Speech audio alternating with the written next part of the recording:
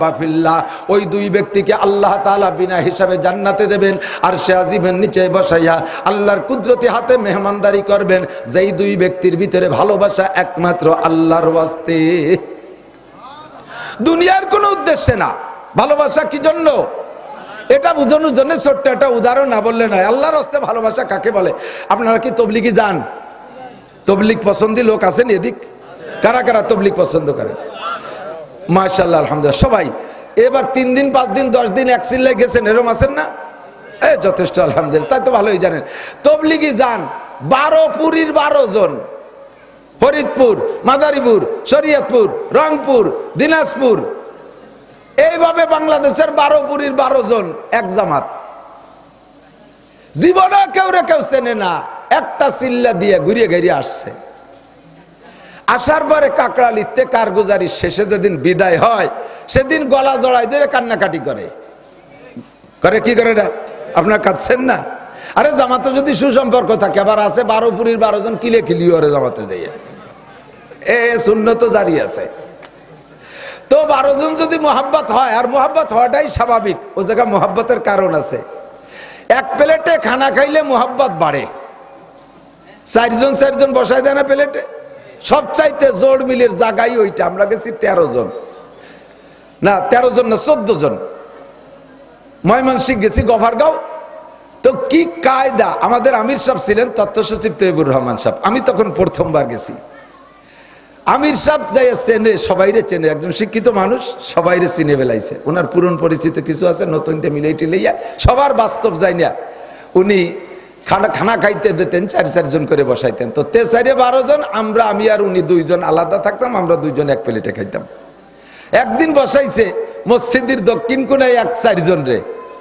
তো আমারে বলতেছে, হুজুর ওই 4 জনের অবস্থা জানেন? আমি কই না। কয় যে এই পাশে যে লোক বসছে ও লোক কড়া আমলিক করে, বরাবর ওই পাশের জন কড়া বিএনপি, এই পাশের জন জাতীয় পার্টি করে, আর ওই পাশের জন জামাত ইসলামের তো তবলিগ খুব একটা করে না। ওরে আমি কায়দা হইরে ধরি টুরি নিয়ে আইছি, একই বেলেটে 4 দলের 4 নেতারে বসাইতেছে। দুনিয়ায় এমন কোন অফিস নাই যে অফিসের ভিতরে 4 দলের 4 জন যায় মিটিং করে। কতক্ষণ? আরে 4 দলের 4 জনরে এক প্লেটে বসানোর মতো অফিস হলো একমাত্র দাওয়াত ও তবলিগ। এই 4 দলের 4 জন বাস্তব অবস্থা যদি প্রমাণ হইতো, প্রকাশ হইতো, তাহলে কি একসাথে যায়? 4 জনরে খাওয়াই দেওয়া যায়, এক চিল্লে খাওয়াইয়া লাস্টে কাকড়াই লেছে সব দলাদলি মিশে গেছে। কারণ হলো খাবারের সময় প্রত্যেকে বারবার প্লেটের মধ্যে হাত দেয়, এই ভাত লুকমা মুখে দেয়, আবার মাঝে মাঝে আঙ্গুল চাটে। আঙ্গুল চাটে না, ফাঁকে ফাঁকে তো আঙ্গুল চাটে খাওয়ার সুন্নাত, এটাও বলে দেয় তবলিগে, যে সব কিছু খাওয়ার সময় আঙ্গুল চাটলো। যখন পাতলা ডাল ঢেলি দিছে, সেই সময় সব জায়গাতে বর্ষাকাল হয়ে গেছে প্লেটের, ওর মধ্যে আঙ্গুল চাটে সেই চাটা আঙ্গুল আবার ডালির মধ্যে ভিজে। 4 জন যদি 2-4 বার আঙ্গুল চাটে ওর মধ্যে ভিজে, এরপরে কি ডাল থাকে না নাল হয়ে যায়? ডালির কালারও নাই, ডালির তরলতাও নাই, আইতে উঠলি বেড়া ভিজলি। এই 4 জনের নালে তা নালা হয়ে গেছে। লাস্টে এইটা নাল বুঝলে ঘিন্নাকে কেউ রেখে আসে না, এরপরে ভাগ করে চুমুক দিয়ে খায়। এই চুমুক দিয়ে খাওয়ার ভিতরে একজনের লালা আর একজনের মুখে পেটে গেছে, আর একজনের লালা আর একজনের পেটে গেছে। এই আঙ্গিক সম্পর্ক হয়ে গেছে, একজনের লালা আর একজনের পেটে যাইয়া আঙ্গিক সম্পর্ক হয়ে গেছে, দৈহিক সম্পর্ক হয়ে গেছে। এর কারণে ওই জায়গায় এত ভালোবাসা, বিদায়ের সময় গলা জড়াই ধরে কান্দে। যাই 4 জন জমা হয়েছে এক জায়গায় আল্লাহর দিনকে জিন্দা করার জন্য। এবার বিচ্ছিন্ন হচ্ছে দিনের খাতিরে। কথা কোন ঠিক না? দিনের খাতিরে বিচ্ছিন্নতার এটা একটা তর্জমা, যে কাজ শেষে আবার 4 জন বের হয়ে যাব, বাড়ি যাব কি জন্য? দিনের জন্য। বাড়ি যাব কি জন্য? দিনের জন্য। তবলিগে শিখাই দেয় মহল্লায় কয় কাম? আচ্ছা বলে মস্কো, মহল্লায় কয় কাম? 5 কাম। মহল্লায় কয় কাম? একটু কর না। আমার এক চাচারে নিয়ে গেছি তবলিগি, আমি কই চাচা মহল্লায় যে 5 কাম, উনি কয় বাড়ি যাইয়ে কাজ কাম। বলি যে মহল্লায় 5 কাম, কয় বাড়ি যাইয়ে কাজ কাম। আইসিয়া 5 কামে দাঁড়ও যায় না, কাজ কামি করি বেড়ায়।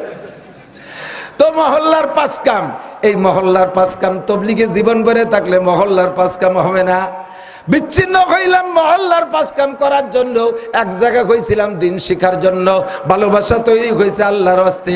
দুইজন ও জায়গা ছেলে মেয়ে বিয়ে দিয়া দিয়ে করি নাই, ও জায়গা কোনো অর্থনৈতিক আলোচনা করি নাই, ব্যবসা বাণিজ্যের কোনো সম্পর্ক না, ও জায়গা অন্য কোনো স্বাদ আনন্দে এক জায়গা হই নাই, একমাত্র আল্লাহর হস্তে জমা হয়েছি। আবারও বাড়ির দিকে যাইতেছি আল্লাহর হস্তে। হাদিসের এই অংশের এই এক তর্জমা। আর একটা হলো, আমার দিক তাকান, আপনাদেরকে আমি ভালোবাসি, আপনাদের সবাইরে আমি ভালোবাসি, কারণ আপনারা এখানে আল্লাহর দিন শিখতে আসছেন, আপনারা আমারে ভালোবাসেন।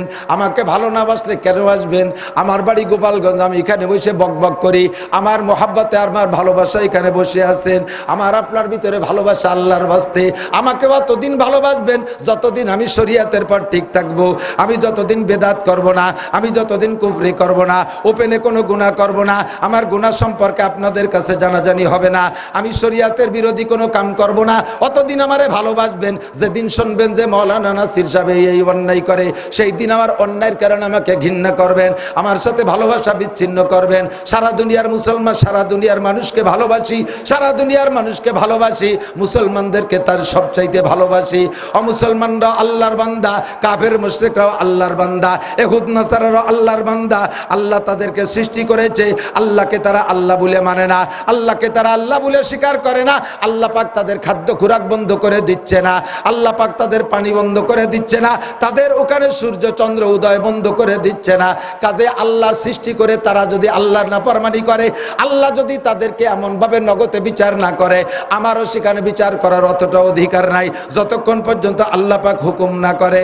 সারা দুনিয়ার মানুষকে ভালোবাসি, কিন্তু ভালোবাসি অতক্ষণ যতক্ষণ পর্যন্ত দুইজনের ভিতরে সম্পর্ক থাকবে আল্লাহর ওয়াস্তে।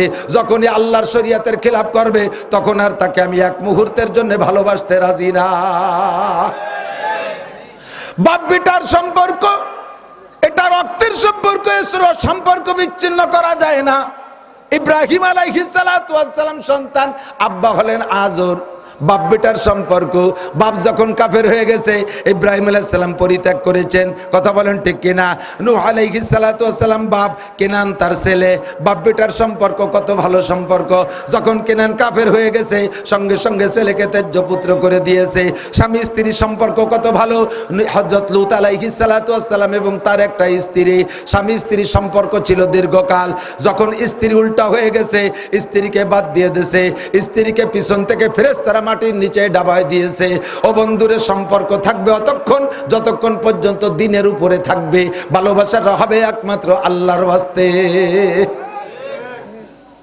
সব ক্ষেত্রে কাজে লাগাবেন। কথাটা উসুলি কথা, বহুত মশালা এর থেকে আপনি বের করবেন। 4 নম্বর, রজুলানে তাহাব্বা ফিল্লাহ ইজতামা আলাইহি ওয়া তাফাররাকা আলাইহি। 5 নম্বরে, রজুলুন যাকারাল্লাহ খালিয়ান ফাফাজাত আইনা। এ আমার প্রাণপ্রিয় যুবকরা, আমার দিকায় একটু লক্ষ্য করে শোন। পর্দার আড়ালের মা বোনরা, তোমাদের কাছে দাবি করি, আল্লাহ পাক রব্বুল আলামিন বান্দার সবসময় দোয়া কবুল করে, তবে বিশেষ বিশেষ কিছু সময় দোয়া আছে, বিশেষ বিশেষ কিছু সময় আছে, ওই সময় দোয়া করলে আল্লাহ কবুল করে। সবচাইতে important, very very important time হলো রাত দুপুরের পরে। রাত দুপুরের পরে ওই সময় আল্লাহ পাক তার রহমত নিয়ে আখেরি আসমানে নেমে আসে, এসে বলে আল্লাহ মুস্তাগফিরিন। প্রত্যেক রাত, এভরি নাইট, প্রত্যেক রাত আল্লাহ তাআলা আখেরি আসমানে এসে বলে আল্লাহ মুস্তাগফিরিন ফাগফির, আল্লাহ কে আসিস গুনাহগার চলে আয় ক্ষমা করে দেব। আল্লাহ মুস্তারজিকিন ফারজুকা, কে আসিস অভাবী চলে আয় রিজিক দেব। আল্লাহ মুস্তাশফিন ফাওয়াফিয়া, কারা আসিস অসুস্থ চলে আয় শিফা দেব। আরে আলা কাজা, আলা কাজা, কার কি সমস্যা আছে সব আমার কাছে বল। দুনিয়ার কেউ আমার কাছে ডেকে জিজ্ঞেস করে না। ডাক্তার আমার বাড়ি এসে আমাকে চিকিৎসা করে দিয়ে যায় না। চেয়ারম্যান বাড়ি এসে আমাকে ভিজিএফ কার্ড দিয়ে যায় না। ওরে প্রধানমন্ত্রী বাড়ি এসে আমার সব পূরণ করে যায় না। আমার সেখানে যে আনতে হয়। আমরা এমন আল্লাহকে আল্লাহ বলি যে আল্লাহ নিজে আইসা ডাইকে ডাইকে আমাদের দিতে থাকে। শেষ রাত, জীবন ভরে ঘুমাইছো, जागना है जाग लो अफलाक की साया तले, आखिर तक सोया करोगे खाक की साया तले।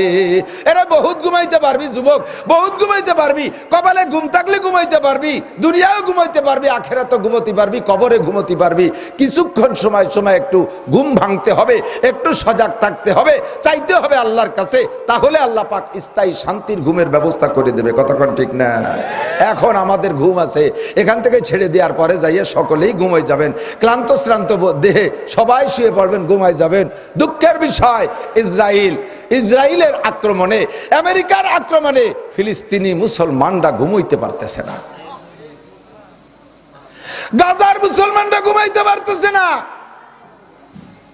মায়ের কোল থেকে বাচ্চাকে নিয়ে গুলি করে দিচ্ছে, বিল্ডিং এর উপরে বোমা মারছে, সব মানুষগুলো তলে চাপা পড়ে মরে গেছে। একজন মানুষ বেঁচে আছে, বলেন তার বাঁচার কি সার্থকতা? এত মানুষ ফ্যামিলি চলে গেল, তারা মরে গেছে, আমরা টের পাইতেছি না।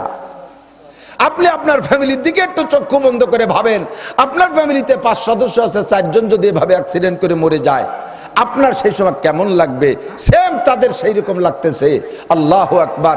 তাদের জন্য আমরা কিছুই করতে পারবো না, তাদের জন্য এখানে থেকে কিছুই করতে পারবো না। কমপক্ষের গভীর রাত্রে উইটা আল্লাহর কাছে 2 চোখ থেকে পানি ফেলাইয়া একটু মুনাজাত করে কান্নাকাটি করা যাবে না ইনশাআল্লাহ? অবশেষে মাহফিল শেষে একটু দোয়া করে যাওয়া যাবে না ইনশাআল্লাহ? আরে কিছু করতে পারবেন না, একটু করবেন, মাঝে মাঝে একটু স্লোগান আসলে, নারায়ে তাকবীর বললে একটু আল্লাহু আকবার বলবেন। কাফের মুশরিকদের মোকাবেলায় কোনো যদি বদদোয়া আসে একটু আমিন আমিন বলবেন। মুসলমানদের পক্ষে দোয়া আসলে একটু আমিন আমিন বলবেন। এটুকু কি পারা যাবে না? কথা বলেন, যাবে? নারায়ে তাকবীর। হাত এরকম করে বক্সিং আকারে উঁচু করতে হবে, নারায়ে তাকবীর। ওরা মটকাবে গেলে দেবে বক্সিং, যেন কের কানে মাথায় লেগে না যায়। নারায়ে তাকবীর। আল কোরআনের আলো, আল হাদিসের আলো, বিশ্বের মুসলিম এক তো আছে, খালি এক হয়ে বসে থাকলে, শুয়ে থাকলে হবে নাকি? এক হও, জিহাদ করো। বিশ্বের মুসলিম এক হও, জিহাদ করো। ইহুদিদের দালালরা, ইহুদিদের দালালরা জো বাইডেনের 2 গালে, জো বাইডেনের 2 গালে, নেতানিয়াহুর 2 গালে। নেতানিয়াহুর গোশত মাংস কুকুরের খাদ্য, নেতানিয়াহুর গোশত কুকুরের খাদ্য, নেতানিয়াহুর রক্ত কুকুরের খাদ্য, জো বাইডেনের রক্ত কুকুরের খাদ্য। বিশ্বের মুসলিম এক হও, এক হও।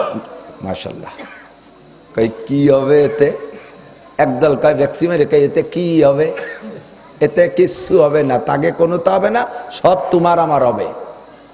পরিষ্কার হাদিস, আল্লাহ নবী খুতবাতুল আহকামের ভিতরে দেখবেন, যদি কোনো জায়গা কোনো অন্যায় হয়, আমার দিক, যদি কোনো জায়গায় ইসলাম বিরোধী কোনো কাজ হয়, এটা আপনার থেকে 1000 লাখ মাইল দূরে, আপনি লাখ মাইল দূরে থাইকা খবরটা পাইয়া ওই খারাপ কাজের সমর্থন করছেন, বললেন যে ঠিকই করেছে, থ্যাংক ইউ, দারুন। কেমন যেন তুমি ওই জায়গায় থেকে নিজি হাতে সেই খারাপ কাজটা করলে এই পরিমাণ গুনাহ হবে। পক্ষান্তরে দূরে, লক্ষ মাইল দূরে যদি কোনো ভালো কাজ হয় আর তুমি যাইতে পারো না ভালো কাজে সহযোগিতা করতে, লাখ মাইল দূরে থেকে মনে মনে সমর্থন করে বলো ভালো কাজ, দারুণ কাজ, আল্লাহ আল্লাহ রসুলের খুশির কাজ, আমি যদি কাছে থাকতাম একটু সহযোগিতা করতাম, তাহলে তুমি লক্ষ মাইল দূরে থেকে কাজে সহযোগিতা না করা সত্ত্বেও কেমন যেন নিজ হাতে কাজ করেছে এই পরিমাণ নেকি দেওয়া হবে তোমাকে। আমি ও জায়গা ফিলিস্তিনের কাছে থাকলি কিছু না কিছু করতাম, কতক্ষণ আমাকে বেড়ার ফাঁসে অলিপারা কমপক্ষে মাইটিয়ে সইতে ডেলাই দিয়ে একটা গাই উলিয়ে দিতাম, ঠিক কিনা? আর মুসলমানদের ডেলার গাই এটা মানে ওদের আমেরিকানদের বোমার চাইতে বেশি শক্তিশালী, প্রমাণ আছে বহুত, বহুতকে বহুত প্রমাণ আছে। আল্লাহু আকবার। হযরত ইব্রাহিম আলাইহিস সালাতু ওয়াস সালামকে পোড়ানোর জন্য নমরুদ আগুন বানাইছিল না? এ আপনাকে চুলোর আগুনের সমান না? হ্যাঁ, কট্টুক ইটবাটার সমান। বাবুল শহরে যত কাফের ছিল সমস্ত কাফেরকে অর্ডার দেওয়ার দেশে, সাবালেগের থেকে উপরে যারা, নাবালেগের থেকে পার হয়ে সাবালেগে পদার্পণ করছে, সেই থেকে বুড়ো পর্যন্ত যারা হাঁটতে চলতে পারে, প্রত্যেক দিন 1 মণ করে শাল কাঠ অথবা লোহা কাঠ জমা দেবা। নর্মাল কোনো কাঠ দিলে হবে না, কারণ লাকড়ি যত শক্ত হয় আগুন তত পাওয়ারওয়ালা হয়, নর্মাল আগুন কাষ্ঠের আগুন শক্তিশালী হয় না। 1 মণ করে শাল কাঠ লোহা কাঠ প্রত্যেক দিন জমা দেওয়া লাগবে। 1 মাস শহরের সমস্ত মানুষ যে কোনো ভাবে 1 মাস পর্যন্ত লাকড়ি জমা দিয়েছে, তাতে লাকড়ি হয়েছে কত বড় স্তূপ, এক সপ্তাহ পর্যন্ত তেল মারছে, এক সপ্তাহ পর্যন্ত অত্যাধুনিক ফুঙ্কার দিয়ে জ্বালাইছে আগুন। আগুনের ভিতরে জাহান্নামের আগুনের মতো ক্লাসিফিকেশন, জাগায় লাল, জাগায় নীল, জাগায় কালা, জাগায় ধুমো ধুমো, এরকম বিশাল আগুন 2 মাইল উপরে পর্যন্ত আগুন উঠে গেছে। সেই থেকে নিয়ে আজও পর্যন্ত বিশ্বে এমন কোনো ফায়ার সার্ভিস তৈরি হয় নাই যে নমরুদের সেই আগুন পানি দিয়ে নিভিয়ে দেবে, এরকম কোনো ফায়ার সার্ভিস হয় নাই। এত বড় বিশাল আগুন। ইব্রাহিম আলাইহিস সালামের পোড়াতে কি এত আগুন লাগে? একটা মানুষ পোড়াতে এত আগুন লাগে? দেখি নেই যে আমাকে হিন্দুরা পোড়ায় কয়েন কাটকট দিয়ে, এরপরে মটমট করে ওঠে বাড়িতে বাঁশ দিয়ে ধুমা বাড়ি বাড়ি টাড়িয়ে এসেছে নাবিডারে মাটির তলে পুঁতিতে। একজন মানুষ পোড়াতে তো 2 মুঠা খড়ি হলি হয়ে গেল। এত কাঠ জমা করছে, তার মানে ভয় দিয়ে আতঙ্কিত করে ইব্রাহিমকে সারেন্ডার করাবে। ইব্রাহিম আলাইহিস সালাম কি সেই ভয় পাওয়া ব্যক্তি নাকি? উনি কয় আমানতু বিল্লাহ, আমার সাথে একটু কন আমানতু বিল্লাহ, আমানতু বিল্লাহ। আগুনের মালিককে, পোড়ানোর মালিককে, বাঁচানোর মালিককে। নমরুদ তার 14 গোষ্ঠীর কোনো ক্ষমতা নাই পোড়ানো। প্রমাণ হয়েছে কি হয় নাই? আগুনের ভিতরে যখন নিক্ষেপ করেছে, আল্লাহ পাক কয় কুলনা ইয়া নারু কুনি বারদান ওয়া সালামান আলা ইব্রাহিম, এ আগুন শান্তিদায়ক ঠান্ডা হয়ে যাও। হয়েও গেল তাই। ইব্রাহিম আলাইহিস সালাম আগুনের মধ্যে বসে রয়েছে। জিবরিল আলাইহিস সালাম জান্নাত থেকে খাট এনে তলে বিছাই দিয়েছে। আর ওই ইব্রাহিম আলাইহিস সালামরে যখন আগুনে ফেলায়, তখন শয়তানের দুকায় শয়তান এসে আবার নমরুদরে কইছে, মহারাজ ইব্রাহিমের গায়ে যে জামা আছে না, ও কিন্তু জাদুর জামা, ও গায়ে থাকলে কিন্তু আগুন স্পর্শ করবে না রে। ও শয়তান তো জানে যে ইব্রাহিম আলাইহিস সালামকে আল্লাহ তাআলা বাঁচাবে এবং বাঁচাইলে বাঁচাইতে পারবে। তো কাজেই আগুনে পড়ার আগ পর্যন্ত যা পারি, আগুনের মধ্যে পড়লি আর কোনো সমস্যা নাই। দেখেন না, চোর ধরা পড়লি পারা পাবলিকই তো ধুমসা মাইর মারে, ওরা খালি দোয়া করে আল্লাহ কোনো মতে পুলিশের হাতে জাতি বান্ধি আয়, পুলিশের হাতে গেলে আর মাইটের খাওয়া লাগে না। তো ইব্রাহিম আলাইহিস সালাতু ওয়াস সালাম আগুনের মধ্যে তো দেবেন, তা তো যাবে।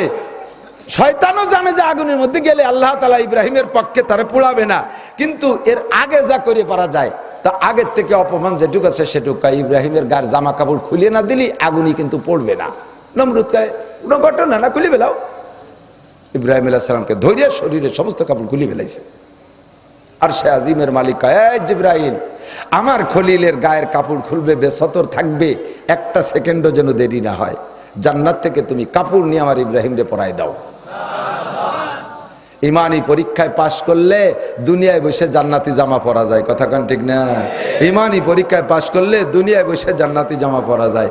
জিবরিল আলাইহিস সালাম কয় যে আল্লাহ, আমিও তো ছিলাম এতক্ষণ এই জায়গা, এত দূরিত্বে এত তাড়াতাড়ি, ও তো খুলতি কটক সময় লাগবে না, আমি কিভাবে আনবো এত তাড়াতাড়ি জামা বেচতে যাইয়া? আল্লাহ কয় ওগুলো বুঝি না, তুমি আনবা তাই আনবা। জিবরিল আলাইহিস সালাম কয় আমার জীবনে যে কয়বার সবগুলো ডানা ব্যবহার করছে, তার মধ্যে এবার একবার, এক ডান 2 ডানারে একবার বাড়ি মারলে 1 সেকেন্ডে 1,86,000 মাইল পথ যাই। 2 ডানারে বাড়ি মারলে একবারে 1,86,000 মাইল। বোঝেন নাই কথা? বিশ্বে কোনো যানবাহন এত দ্রুতগামী তৈরি হয় নাই। এরকম বিদ্যুৎ গতি, কামরুরিল বার্ক, বিদ্যুৎ গতি। এবার 2 ডানা মারলে যদি সেকেন্ডে 1,86,000 মাইল যায়, আমি এই জান্নাতি জামার জান্নাতি খাট ইব্রাহিমের জন্য আনতে জন্য আমার আজকে 600 ডানারে ব্যবহার করছি। তাহলে 1-2 ডানায় যদি 1,86,000 মাইল হয়, এরে 600 দিয়ে গুণ দেন, 60 হবে না বেশি হবে? বোঝেন নাই? 2 ডানায় একবার বাড়ি বাড়লি যদি 1,86,000 মাইল হয়, তাহলে 600 ডানায় ওর থেকে 600 গুণ বেশি হয় না? নো, এদিক তাকান। আপনার মোটর সাইকেলে 4টে গিয়ার আছে, একটা গিয়ার মারলে যেটুক জোরে চলে, 2 গিয়ারে কি তাতে ডবল চলে না অনেক বেশি চলে? অনেক বেশি চলে। 3 গিয়ার মারলে 1 গিয়ারেতে 3 গুণ হয় না, আরো অনেক বেশি হয়। গিয়ার 4টে মেরে দিলে 1 গিয়ারেতে 4 গুণ যায় না, এবার শর্টটুক গতিতে যায়, আর কোনো বাধা নাই, যত বুড়াতে পারেন আর কি খালি। তো জিবরিল আলাইহিস সালামের 2 ডানায় 1,86,000 মাইল, 600 ডানা মারলে এর চাইতে হাজার গুণ বেড়ে গেছে। গেছে আর নিয়ে আসছে, একদিক দিয়ে জামা খুলতে খুলতে আর একদিক দিয়ে পরাই দিয়েছে।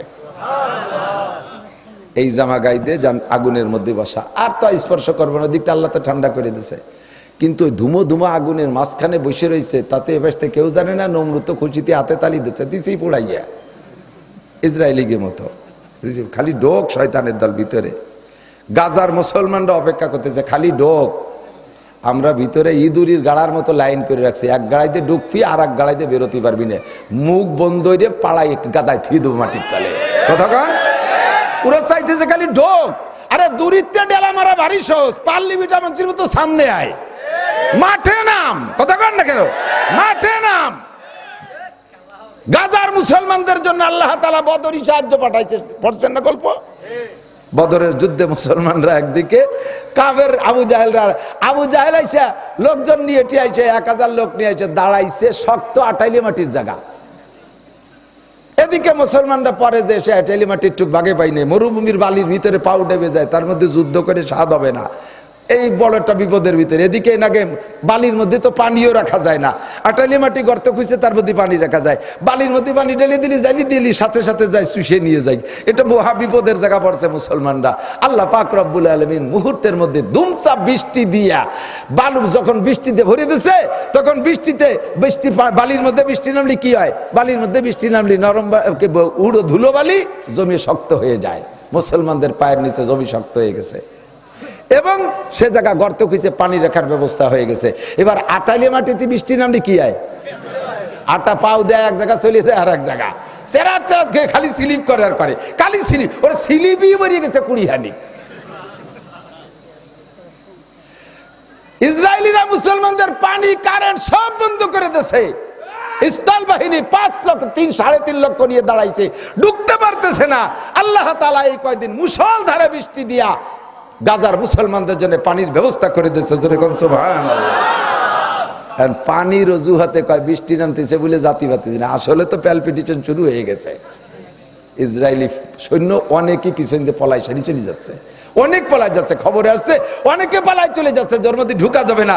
ওই গাড়ার মধ্যে ঢুকলে, ওই সুড়ঙ্গ রাস্তায় ঢুকলে ওর নিচে দিয়ে কোথায় থেকে কোথায় চলে গেছে আর খুঁজে পাবে না, রাস্তা পাবে না, সে ওর মধ্যে ফেলাইয়া জম্বের বাইর মারবে, এই জন্য ঢুকতে পারতেছে না। নারায়ে তাকবীর। আল্লাহ তাআলা গাজার মুসলমানদেরকে জয় করে দিক, বলে না আমিন। নমরুদ বাইরে থেকে ভাবতেছে যে ভিতরে তো হয়ে গেছে, ইব্রাহিম পুড়িয়ে সাপ হয়ে গেছে, আগুন তো জ্বলতেই তালে আছে, তার পাওয়ারের মধ্যে কম না। বিস্ফোরণ ঘটাইয়া চতুর্দিকে 50 মাইলের মধ্যে যা ছিল তাও খেয়ে ফেলাইছে আগুনে। তাহলে কি এই আগুনের মধ্যে ইব্রাহিম আর আছে? নমরুদের বিশ্বাস নাই। এর মধ্যে ব্যাং বাইরের থেকে বলতেছে, আল্লাহ আমার তো সহ্য আছে, আমি কি করবো কদি দেই, আমি কি একটু আগুন নিবেই দেবো? আল্লাহ কয়, তুই দেখছিস আগুনের চেয়ারে দেখছিস, তুই ওর কি করতে পারবি?